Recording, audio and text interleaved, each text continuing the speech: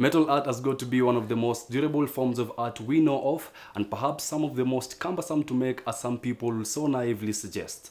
But when an artist has dedicated their craftsmanship to mastering this type of art and with the right ideas, then creating metal art becomes a walk in the park, as we discovered from this following artist. Take a look at this story.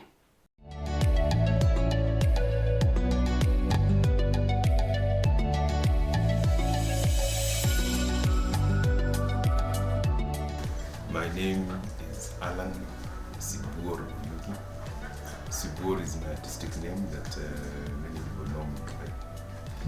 I am a painter, a sculptor, which is one of the main things that I'm doing at the moment. I do metal sculpting, as you can see behind.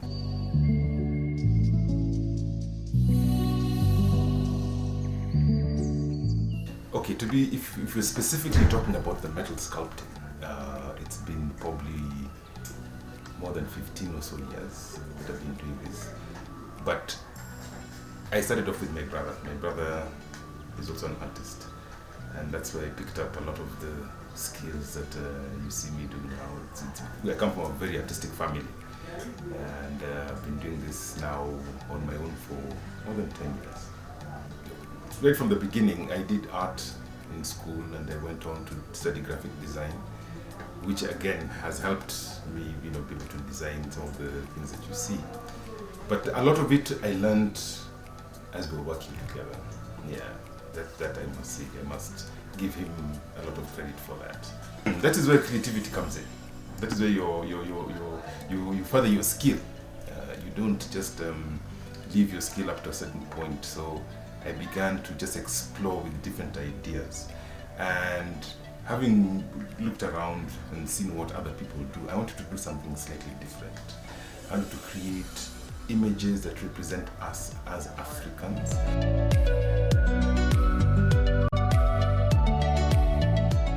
One, as an artist, you must begin to explore different ideas. And having it on paper is one thing, just as you mentioned. But when you explore and try to manipulate the metal, try to treat the metal, try to create different textures and so on and so forth, you keep on developing new ideas over time. So I cannot say that this is where I started. If you see some of the pieces that I did 10, 15, 20 years ago, they're very different from what I'm doing now. But they still are within the same theme or same realm. I'm trying very hard to project African design in metal, without necessarily pinpointing and saying this is from this community or from this country or from this region, but wherever somebody will see it, you're left with no doubt that this is something that comes from the great continent. It is a great concern to us as Africans that we have forgotten a lot of things that represent us. We live in a modern society, we live in a very westernized world, and there's a lot of that influence. Even in my own life, there's a lot of Western influence. But I must hold on to who I am, and I must hold on to where I come from, because that is the essence of the being of an African. Therefore, I would love for more young people to embrace certain aspects of our, especially our material culture, and explore and see how to use them within their own spaces, in their home offices, and so on and so forth. And have a sense of identity and being. One of the most difficult things about the interaction between the artist and the client is to understand the brief. The challenge for any artist is to create your own style and create your own techniques that will make your work stand out from somebody else. Just as an example, for some of them, like this one right behind me is the representation of a bull. And this particular piece, I was trying to represent the people of South Sudan, who are very, very, they hold their cattle so dear to them, with a bit of the tribal markings that they do on their faces, but I decided to put it on the animal. Again, as I said earlier, I don't specifically want to point out, and this is from this region or from that country, but somebody will get the essence of an African background to my piece. If you notice, if you look carefully, there are different textures. And you see the surface of chuma in kawaida. I'm able to put some element of art even in that surface of the metal. I use different types of metal for different purposes. Kuna wakati tunatumia aluminium because aluminium does not rust. Lakini aluminium nayo ina challenge yake because when you want to paint on aluminium surfaces, you have to prime them so the paint does not peel off. And I prefer those ones for outdoors. Kitu, you know, in the garden or something. Sometimes we make butterflies and little insects and so on.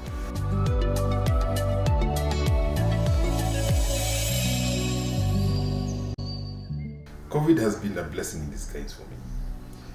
One thing I have not mentioned to you is that there was a long period of time which I did not do artwork. For personal reasons, I was doing other things. I also am also a filmmaker, so I was more involved in film production and so on and so forth. But it is during the beginning of COVID that, because we were at home, kazi happened, watu wamekaa nyumbani, nikafikiria, what can I do to keep myself busy as we figure out what next? And I went back into starting to make artwork. And it grew organically by itself to a point where I needed actually to get a space. People were coming and asking me, you know, because I posted stuff on my Facebook and my Instagram, and the response was very good. However, there are challenges, big challenges. One of the biggest challenges I'm facing right now is the price of metal. I'll give an example. There were some sizes of metal that one of them I was buying for about 900 shillings a few months ago. Today is going for about 1,650 shillings.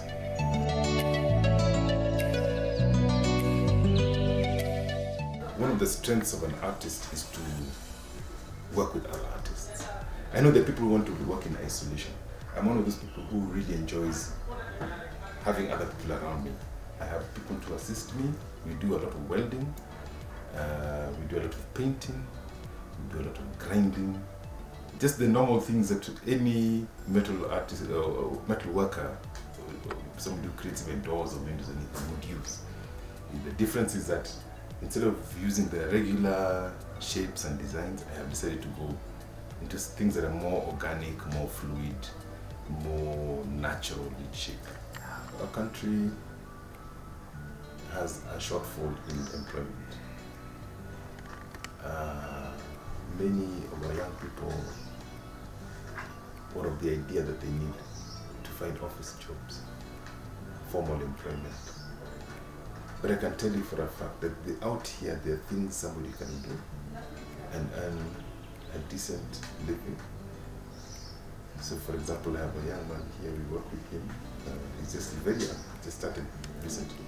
But he's able to take care of his needs through this work that we're doing together here, and many others.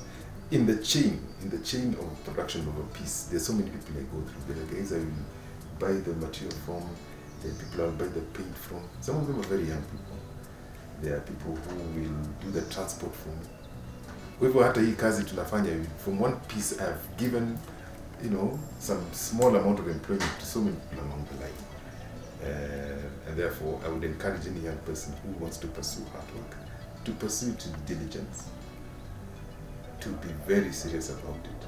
Because with art, like any other thing, number one is practice. You have to keep on practicing. Number two, keep on producing. I tell them, keep on producing. Even if you didn't like your first piece, it's fine. Even if nobody reacted to it, it's fine. Put it aside. Work on the next one, because we keep on improving.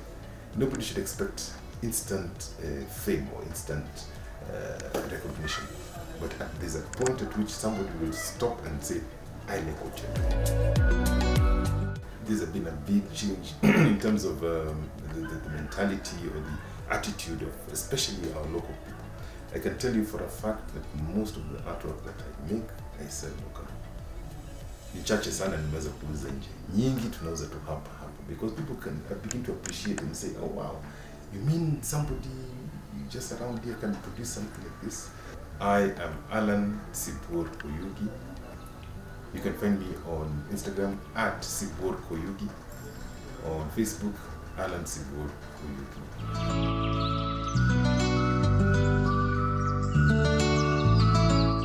It is remarkable to see something very hard to manipulate like metal being transformed into wonderful art.